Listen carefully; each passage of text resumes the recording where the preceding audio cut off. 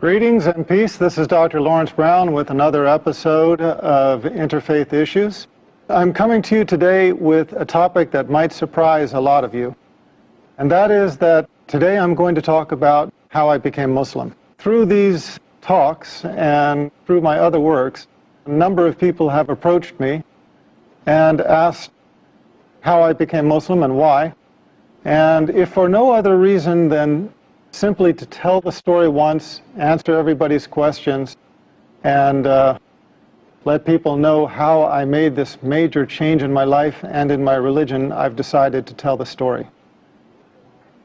The story takes us back to 1990. Before 1990, I was the typical American. I basically subscribed to the philosophy that the person who died with the most toys wins. I had spent my life accumulating different things of this world, and that was the only thing that I knew. That was the only objective I knew in life. In 1990, my second daughter was born. I guess I wasn't listening the first time. When my first daughter was born, Christina, about 10 months before, she did something I had never seen any child do before, and that is that she was able to stand from the very first day of life. From the very first day, if I put her on her feet, she would stand upright by herself. Now, I'm a doctor. I'm a medical doctor. I understand that that is something that a newborn baby is not supposed to be able to do. But I didn't see it as a miracle. I saw it as something interesting, something charming about this child. But I guess I didn't get the message. I guess the message had to come to me twice, and the second time in a more dramatic way. So, 10 months later, in 1990, my second daughter, Hannah, was born. Now, Hannah was taken directly from the birthing room in the hospital to the neonatal intensive care unit. And at the time, I didn't know why. They did not tell me. I was a doctor working in the hospital. It was George Washington University Hospital, one of the most famous hospitals in the United States. That was the hospital where President Ronald Reagan went when he was shot. You cannot fault the medical care at that hospital. They had the highest medical care. So when I found out that my second daughter was blue, I was very concerned. I went and saw her in the intensive care unit. From the level of her chest down to her toes, she was a dusky, the only way I can describe it is a gunmetal blue, this deep, deep, dusky kind of blue. Now, for those of you in the medical profession, you understand what that means. A lot of people, even outside the medical profession, understand what that means, but for those of you who don't, you know how when you look at the veins in your arms, in a pale-skinned person like myself, those veins are blue. The reason why is because blood, when it is carrying oxygen, is red. When the blood does not have oxygen, it turns blue. And that was the color of my child. We took a cardiac ultrasound. It showed that she had a coarctation of the aorta. Now, the aorta is the major vessel that comes off of the heart and then sweeps down to the rest of the body, carrying all of the blood for the body from the chest down. And a coarctation is a critical narrowing in that artery. We could see where the artery was normal size. We could see where it was normal size on the other side, but right in the middle, there was this tight coarctation where the artery narrowed down to almost nothing. So that was the condition of my child. She was dying. Her body was suffocating. Now, As a doctor, I understood what this meant. I had assisted on numerous cardiothoracic surgeries. I knew that this almost certainly meant for this child that she would undergo emergency thoracic surgery. They would cut open her chest. They would replace the vessel with a graft. And these children, in general, don't do well. Given the technology of the time, about 20 years ago, my expectation was that my daughter would have the surgery, survive a few years, need to have the surgery again to replace the graft as she grew, and eventually the graft would fail and she would die. Now, that was my understanding at the time. That was the understanding of the intensivist, the doctor caring for my daughter at the time. So we were standing over this one-day-old baby, not even one-day-old baby, whose body was dying for lack of oxygen, and we were just watching her die. They called in a cardiothoracic surgeon from the Children's Hospital across town in Washington, D.C. When he came to see my daughter, I had to leave because I was emotional and I was not helping things. I was not helping them to do their job. I left the intensive care unit.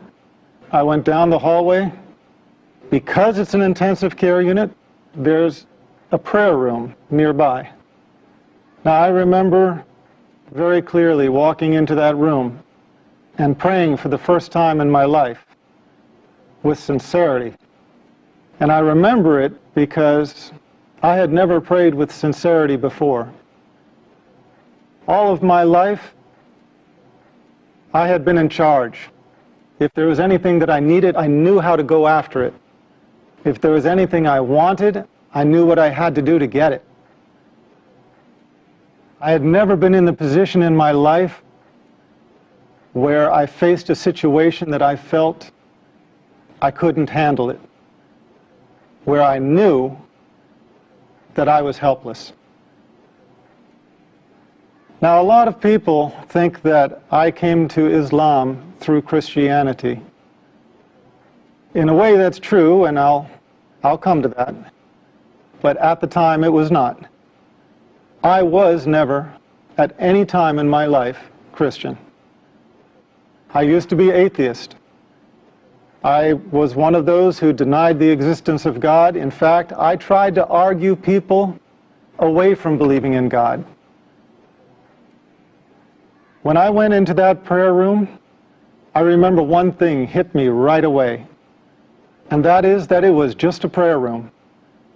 There were no crosses, no crucifixes, no statues. There were no religious symbols at all. And immediately, I felt it was the right place to be. But because I was atheist, I prayed a prayer which I have since come to know is a little bit infamous. It's a kind of a weak prayer, but it has its strength. And that prayer is, "Oh God, if you are there." You have to remember, I had spent all of my life denying God, denying His existence. At that moment, I realized there was nothing I could do. There was nothing in my worldly power to help this child. And I knew that the only power, if it did exist, that could help my child was the Almighty. So the only way I could pray was to pray, "Oh God, if you are there." And I admitted, I was honest. I said, "I don't know if you're there or not. But if you are there, I need help." And I made a deal. I made a promise. I asked God if He saved my daughter, and then if He guided me to the religion that was most pleasing to Him, that I would follow. And I remember those words precisely. asking him to guide me to the religion that was most pleasing to him and promising to follow. Well, I had been away for maybe 15 minutes. I walked back to the intensive care unit. When I entered the unit, the doctors were huddled around my daughter like a football team in the huddle. They were on the other side of the room at one end. When I walked in, they looked up at me, and I could see something had changed. When I walked up to them, the cardiothoracic surgeon just looked me in the eye and said she was going to be okay. The doctors around me did not understand it. He went on to give an explanation. He started talking about a patent ductus arteriosus and how he explained the fact that my daughter was going to be okay. And I looked around at the other doctors' faces, and I realized that I was not the only one that did not buy that explanation. And I realized that although that explanation worked for him, it just simply didn't work for me. I had prayed with sincerity for the first time in my life, and I could only believe that this was the hand of my Creator. We took an ultrasound before that showed this life-limiting condition. We took an ultrasound after, and she was completely stone-cold normal. She never had surgery. She never had medicine. She just went to becoming a completely normal child. As a matter of fact, she entered college this year. When I saw this miracle, I realized I had made a promise. And I realized that if I did not fulfill that promise, I would be blameworthy. So I started searching. I had promised my Creator that if He would guide me to the religion most pleasing to Him, that I would follow. And the last thing I wanted was to die with that promise being unfulfilled. I would love to continue and finish the story all in one go, but we have an obligation to our sponsors, and so I ask you to be patient, bear with us. We're going to break for a few minutes. We'll be right back. Welcome back. This is Dr. Laurence Brown again, speaking on the subject of my conversion to Islam.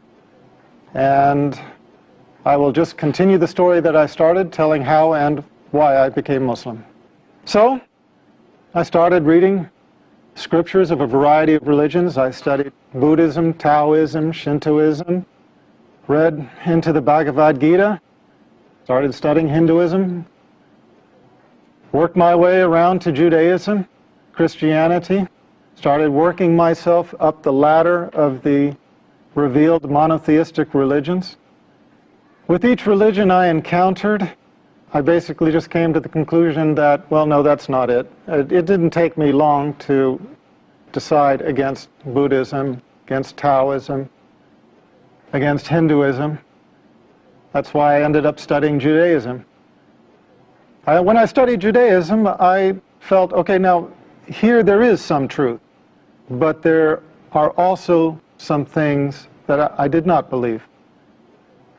I found inconsistencies in the Old Testament, which we'll talk about in another show, inshallah. I found the prediction of 3 prophets to follow, and that obviously raised the question, well, if those prophets do not count as John the Baptist and Jesus Christ as the first 2 of those 3, who else could it be? So I moved on to Christianity.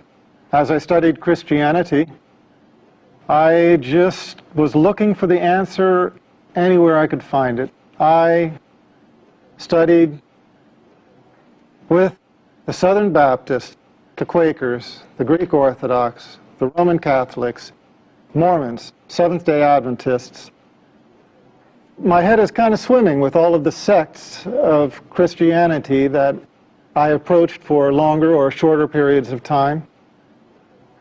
And in the end, I could never get my answers. I would go to the priests having actually done something that very few Christians, in my experience, really do, and that is reading the Bible and questioning aspects of it.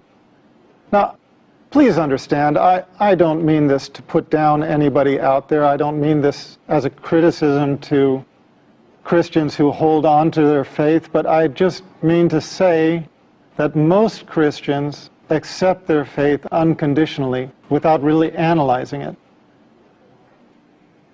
I found Jesus Christ calling himself the Son of Man, so I wanted the priest to tell me, why do Christians call him the Son of God if he called himself the Son of Man? I found Jesus Christ in 3 places asked, what is the most important commandment?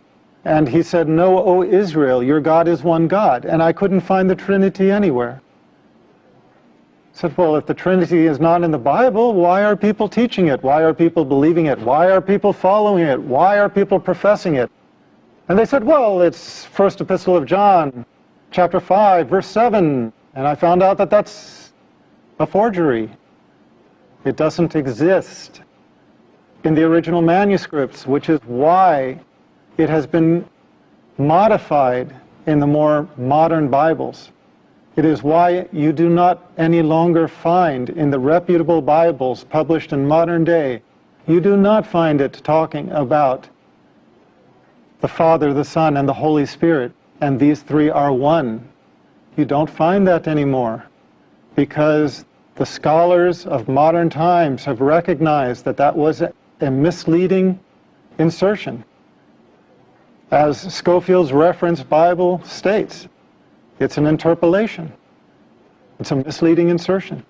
I wanted the priests to answer these questions for me, and I never found a single one of any sect anywhere who could.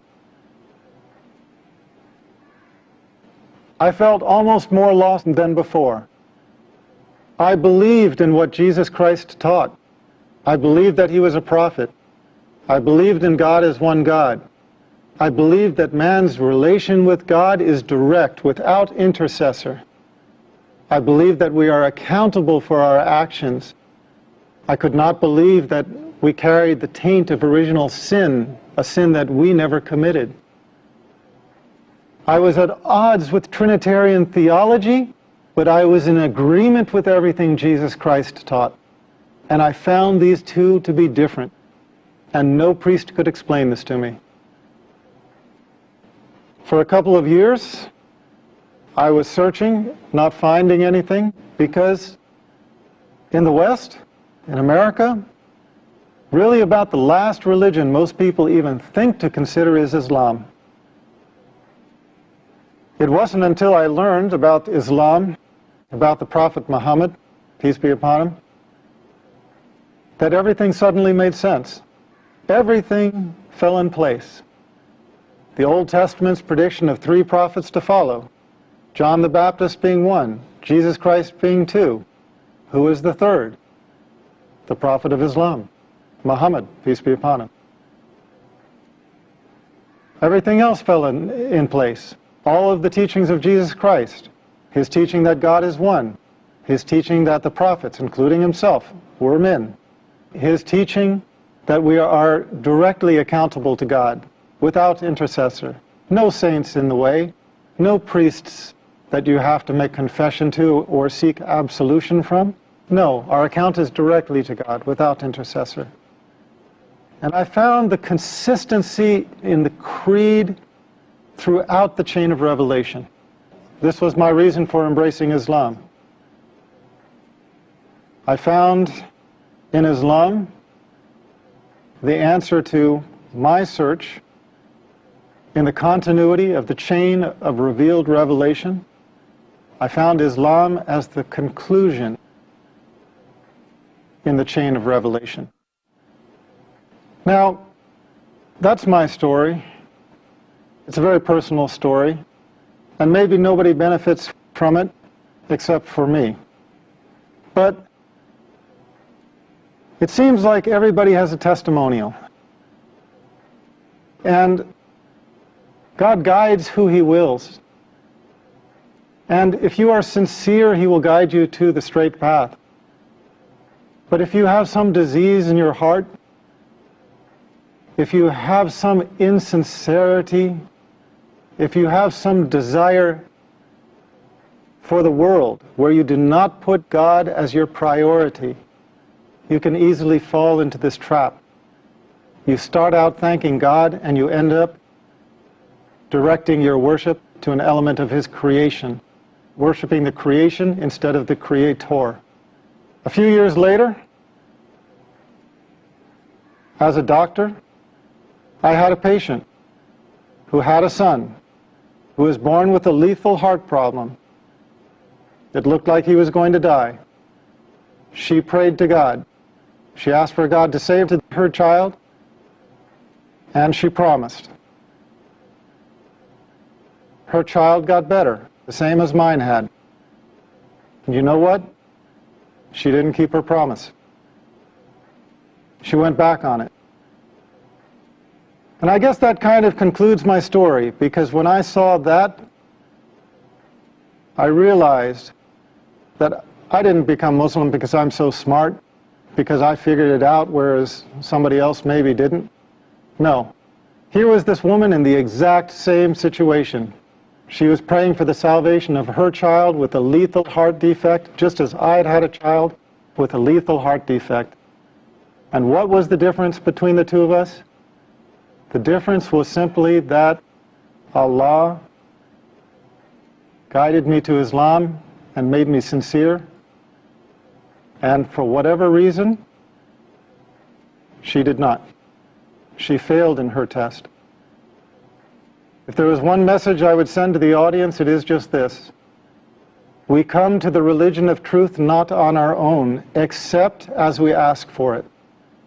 Allah guides those who He wills. Pray to Allah by whatever name you know Him. Pray to the Creator with sincerity. Ask Him to guide you in your heart and in your mind to the religion of truth and to make you pleased with it. And you will find, if you are sincere, and if Allah answers your prayer, you will find that the religion of truth enters your heart. And inshallah, you will join us as a brother or sister in Islam. Thank you for being my audience on yet another episode, Interfaith Issues. We will continue again, inshallah, and I look forward to being with you then. Peace, and may God be with us all. I feel the peace.